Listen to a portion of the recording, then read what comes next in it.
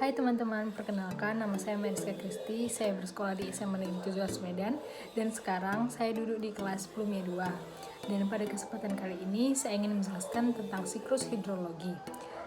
Dan di dalam siklus hidrologi itu akan dibahas siklus pendek, siklus sedang, siklus panjang. Saya harap teman-teman dapat menyimak dengan baik. Hai, perkenalkan nama saya Mariska Kristi dari kelas 10 2. Dan pada kesempatan ini saya ingin menjelaskan tentang siklus hidrologi. Apa yang dimaksud dengan siklus hidrologi? Siklus air atau siklus hidrologi adalah sirkulasi air yang tidak pernah berhenti dari atmosfer ke bumi dan kembali ke atmosfer melalui kondensasi, presipitasi, evaporasi, dan transpirasi. Mungkin teman-teman asing dengan istilah kondensasi, presipitasi, evaporasi, dan transpirasi. Di sini saya akan menjelaskan satu persatu. Yang pertama, kondensasi. Kondensasi adalah proses perubahannya uap air menjadi partikel-partikel es. Perubahan wujud tersebut terjadi karena pengaruh suhu udara yang sangat rendah. Partikel-partikel es tersebut akan saling mendekat dan bersatu menjadi sebuah awan. Kemudian yang kedua ada presipitasi. Presipitasi adalah proses di mana mencairnya awan hitam akibat pengaruh suhu udara tinggi. Awan hitam yang terbentuk dari partikel es tersebut mencair dan jatuh ke bumi sebagai hujan. Namun, tidak semua presipitasi jatuh menghasilkan hujan. Pada daerah yang mempunyai suhu rendah, yakni sekitar 0 derajat Celcius, maka presipitasi akan menghasilkan hujan salju. Yang ketiga ada evaporasi. Evaporasi adalah tahapan pertama dalam siklus hidrologi. Siklus ini dimulai dari adanya penguapan air dari tubuh perairan mengalami pemanasan yang disebabkan oleh sinar matahari, baik dari perairan darat maupun laut.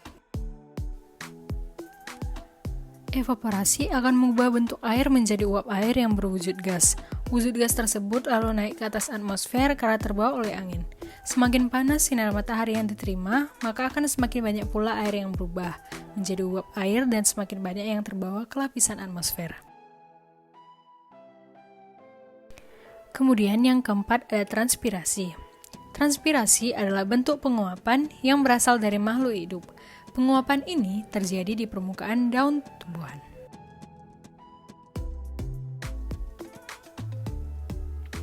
Sama dengan evaporasi, transpirasi ini juga mengubah air menjadi uap air yang terbawa ke atmosfer. Namun, biasanya penguapan yang terjadi karena transpirasi ini jumlahnya lebih sedikit atau lebih kecil daripada penguapan yang terjadi karena evaporasi. Dari keempat tersebut, masih ada istilah lain seperti evapotransisi, adveksi, infiltrasi, perkolasi, sublimasi, dan run-off. Dan saya akan juga menjelaskan satu persatu. Yang kelima ada adveksi. Adveksi adalah penyebaran panas secara sejajar atau horizontal. Yang keenam ada infiltrasi. Infiltrasi merupakan proses meresapnya air hujan menjadi air tanah. Proses tersebut dibagi menjadi dua tahap, yaitu infiltrasi dan perkolasi. Tahap infiltrasi adalah meresapnya air hujan melalui pori-pori tanah.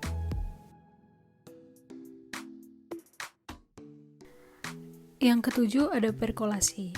Perkolasi adalah meresapnya air tanah baik secara vertikal maupun horizontal menuju muka air tanah.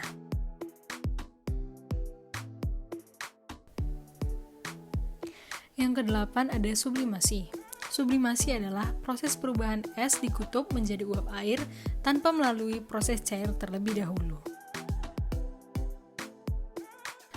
Yang kesembilan ada run-off. Run-off adalah proses pergerakan air dari tempat yang tinggi menuju ke tempat yang lebih rendah. Pergerakan air tersebut dapat terjadi melalui saluran-saluran seperti saluran got, sungai, danau, muara, sungai, hingga samudra. Selanjutnya, air terakumulasi dan mengalir melalui sungai dan berakhir di laut. Pemanasan air laut oleh sinar matahari merupakan kunci proses siklus hidrologi tersebut dapat berjalan secara terus-menerus. Air berevaporasi kemudian jatuh sebagai presipitasi dalam bentuk hujan, salju, hujan es, hujan gerimis, ataupun kabut. Ini adalah ketiga gambar tentang siklus, dan pada kesempatan ini saya akan menjelaskan ketiga siklus tersebut. Yang pertama ada siklus pendek, siklus sedang, dan siklus panjang. Yang pertama ada siklus pendek, dan ini merupakan skema gambar dari siklus pendek. Siklus pendek adalah air laut menguap dan mengalami kondensasi di atas permukaan laut, kemudian mengalami hujan di atas laut. Dalam siklus pendek hanya melibatkan beberapa tahapan saja, sehingga bisa dikatakan bahwa siklus air pendek merupakan siklus yang paling sederhana dari 3 macam siklus air. Air yang jatuh dalam siklus air pendek ini terjadi langsung di atas permukaan laut, sehingga tidak ada tahapan pengaliran menuju ke lautan lagi. Tahapan pada siklus air pendek. Yang pertama, sinar matahari mengenai sumber-sumber air di bumi seperti laut, danau, dan lain sebagainya. Yang kedua, sumber air yang ada di permukaan bumi akan mengalami penguapan. Yang ketiga, penguapan uap air akan menyebabkan kondensasi sehingga dapat terbentuk awan yang mengandung uap air. Kemudian yang terakhir, awan yang mengandung uap air mengalami kejenuhan. Uap air dari awan akan jatuh ke permukaan kembali dalam bentuk hujan di permukaan laut. Yang kedua ada siklus sedang. Siklus sedang tentunya memiliki proses yang sedikit lebih panjang daripada siklus hidrologi pendek.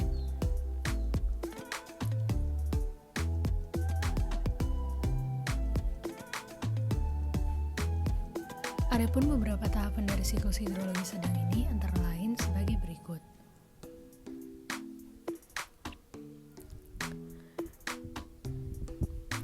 Matahari menyinari permukaan bumi termasuk sumber-sumber air, sehingga sumber-sumber air tersebut mengalami penguapan. Kemudian terjadi evaporasi, uap air yang telah terbentuk hasil pemanasan bergerak karena tertiup oleh angin ke darat.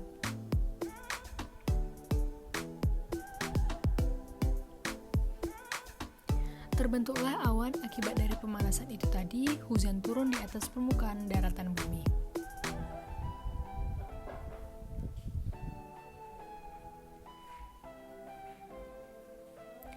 Air yang turun di daratan akan mengalir ke sungai, kemudian mengalir lagi ke laut untuk kembali mengalami siklus hidrologi.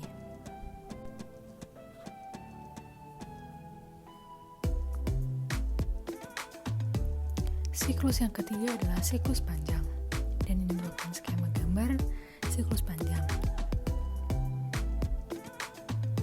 Siklus hidrologi panjang adalah siklus hidrologi yang umumnya terjadi di daerah beriklim subtropis atau daerah pegunungan.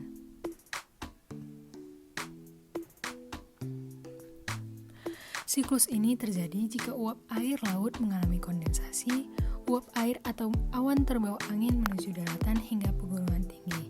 Karena pengaruh suhu, uap air berubah menjadi kristal-kristal es atau salju, kemudian jatuh sebagai hujan es atau salju yang membentuk gletser, mengalir masuk ke sungai, dan akhirnya kembali ke laut. Kita bisa mengambil kesimpulan bahwa dari ketiga tersebut, yang pertama, siklus pendek merupakan siklus air di mana hujan langsung turun pada perairan besar atau laut. Yang kedua, siklus sedang merupakan siklus air di mana hujan jatuh di perairan namun berada di daratan.